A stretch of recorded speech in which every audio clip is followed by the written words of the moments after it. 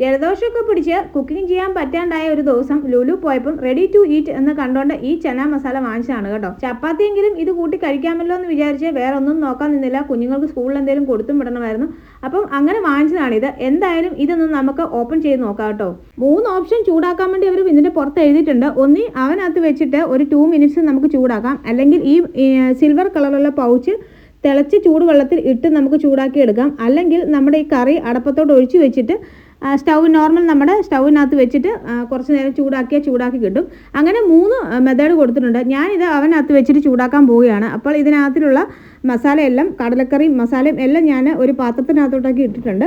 അപ്പോൾ ഇത് നമുക്ക് ഒരു 2 മിനിറ്റ് ചൂടാക്കി എടുക്കാം. 2 മിനിറ്റ് ഒന്നും സമയം ആവശ്യമായിട്ട് വന്നില്ല കേട്ടോ. ഒരു 1.5 മിനിറ്റ് ഒക്കെ കഴിഞ്ഞപ്പോൾ തന്നെ കുറച്ച് എമൗണ്ട് അല്ലേ ഉണ്ടായിരുന്നുള്ളൂ, അത് ചൂടായിട്ട് വന്നിട്ടുണ്ടായിരുന്നു.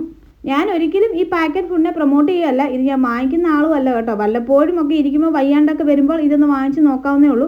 ഇതിൻ്റെ ടേസ്റ്റിനെ കുറിച്ചും എനിക്ക് വലിയ ഗ്യാരണ്ടി ഒന്നും ഉണ്ടായിരുന്നില്ല. എന്തായാലും ഇത് അവനകത്ത് വെച്ച് ചൂടാക്കി എടുത്തിട്ടുണ്ട്. ഇനി നമുക്ക് നോക്കാം ഇത് എങ്ങനെയുണ്ടെന്ന്. ഞാൻ ആദ്യം വിചാരിച്ച ഒരു ജീരകത്തിൻ്റെയൊക്കെ മണം വരുന്നതുകൊണ്ട് ഇത് കൊള്ളില്ലായിരിക്കും എന്നാണ് കേട്ടോ വിചാരിച്ചത്. പക്ഷേ ടേസ്റ്റ് ചെയ്ത് നോക്കിയപ്പം വലിയ കുഴപ്പമൊന്നുമില്ല കേട്ടോ. ഔട്ട് ഓഫ് 10 ഒരു 6-7 ഒക്കെ നമുക്ക് മാർക്ക് കൊടുക്കാൻ പറ്റും. പിന്നീട് എരിയില്ലാത്തതുകൊണ്ടൊന്നും അറിയത്തില്ല, ഞങ്ങളെക്കാട്ടി കൂടുതലായി പിള്ളേർക്ക് ഇത് ഇഷ്ടപ്പെട്ടിട്ടുണ്ടായിരുന്നു. അവരിത് കൂട്ടി ചപ്പാത്തിയൊക്കെ കഴിച്ചു. അപ്പോൾ അത്രേ ഉള്ളൂ ഇന്നത്തെ വീഡിയോ. അടുത്തൊരു വീഡിയോയുമായി വീണ്ടും കാണാം. Bye bye.